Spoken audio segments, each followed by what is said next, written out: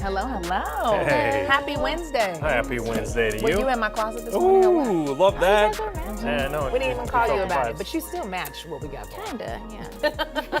If this is the biggest argument we have Yeah. all day, we're doing pretty Doing good. pretty good in here. How are you all doing? Thanks so much for joining us for KARE 11 News at noon. As campaigns for the race for president continue, we're following up on how recent events are impacting stops, including a Republican rally coming up this weekend. Yeah, and plus lawmakers are sitting down to discuss the party's rules ahead of the Democratic National Convention. So much news to get to with that, but also this weather, I'm not mad at it. My hair is big and there is no rain outside. You What can happened? rock the hair. That's today. what I'm saying. You can rock whatever hair you want. The barometer. Yes, well, I mean, I'm not an expert with it, but it's good. It's dry outside. And for July, this is more like May. 73 degrees, and we have a 58-degree dew point, so it feels great.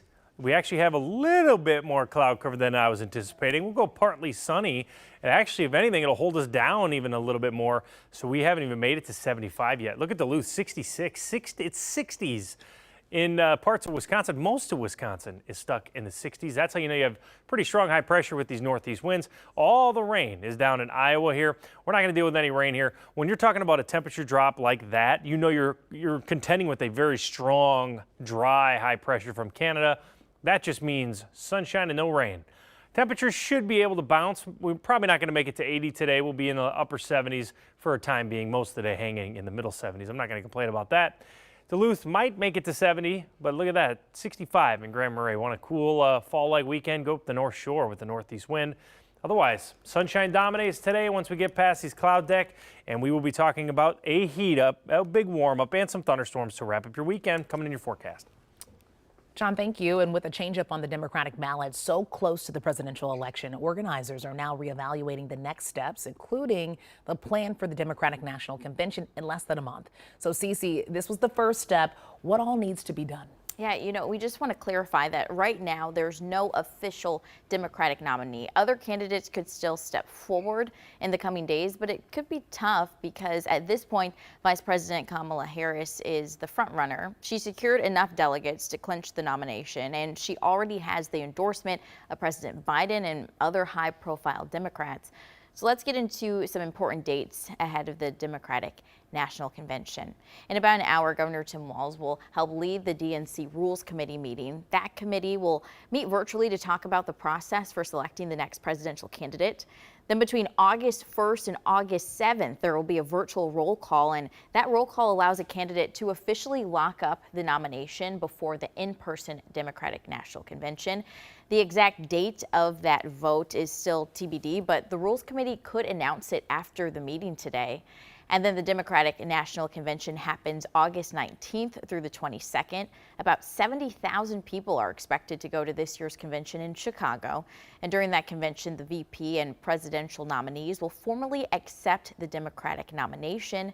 That should happen on August 21st and 22nd. Now, speaking of vice president, a big question this afternoon is who could potentially be Harris's running mate. I'll have a list in 30 minutes. Cece, thank you. In just 7 hours, President Joe Biden will address the nation for the very first time since dropping his bid for re-election. He is now in the White House, back in the White House after going home to recover from COVID-19. The president plans to discuss how he will, quote, finish the job for the American people. Well, the Trump campaign will no longer hold rallies outdoors following the assassination attempt earlier this month in Butler, Pennsylvania. That news comes as the former president and his running mate, Senator J.D. Vance, are set to hold a rally in St. Cloud this Saturday. It's at the Herb Brooks National Hockey Center. Doors open at 3 and the event starts at 7. NBC News reports Trump's rallies will be held inside for the foreseeable future.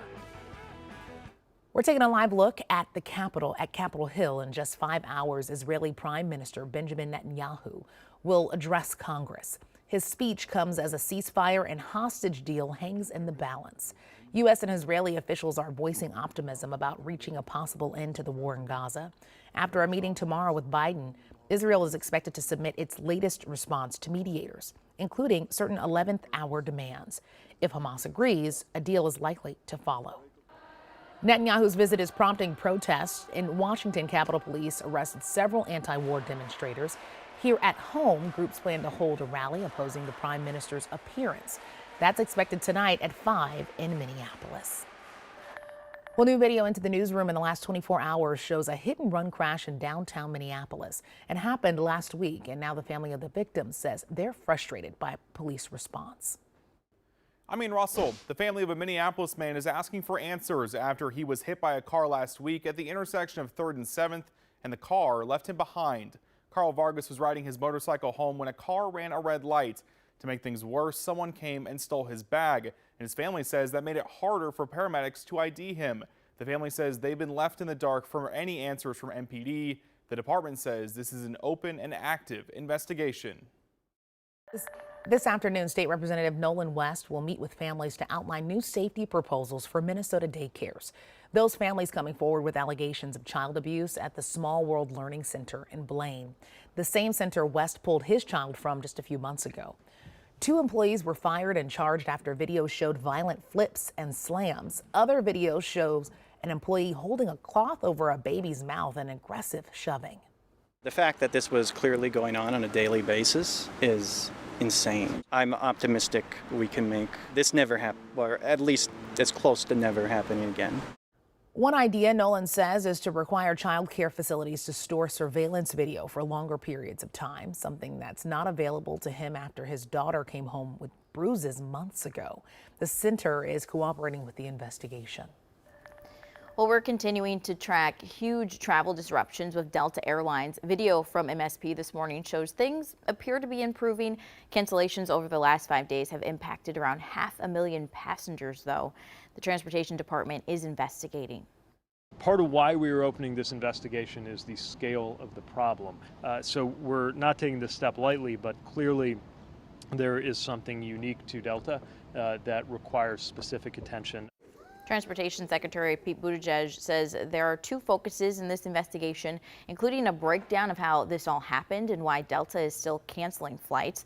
The second is around customer service resources.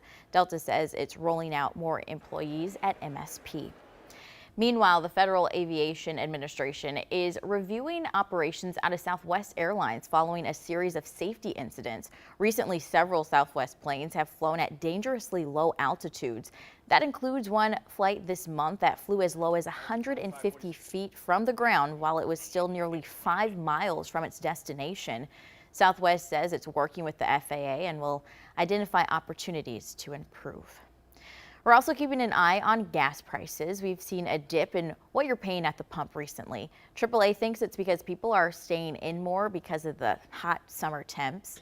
Here in Minnesota, the statewide average is $3.31 a gallon. It jumps across the border in Wisconsin to $3.48. Both are still below the national average, though, which is $3.50 a gallon.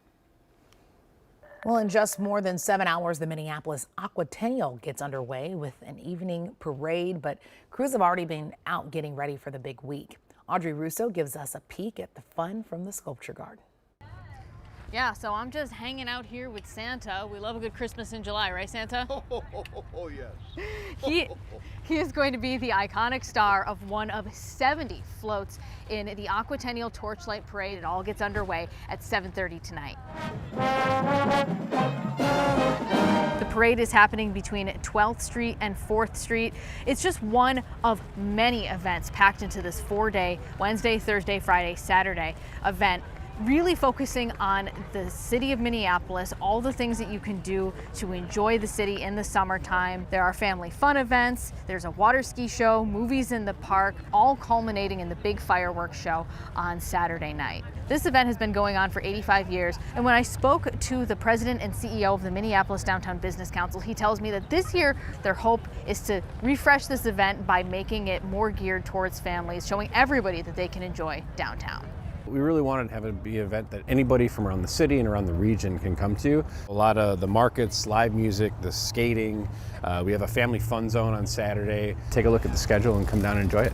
Some of the events are happening right now. Others are going to be happening on later. Right now, we can see we've got a little demonstration from the Brooklyn Park Lions dance team. They are getting ready to go. For a full list of all the events that you can enjoy throughout the weekend, you can head to aquatennial.com. Back to you.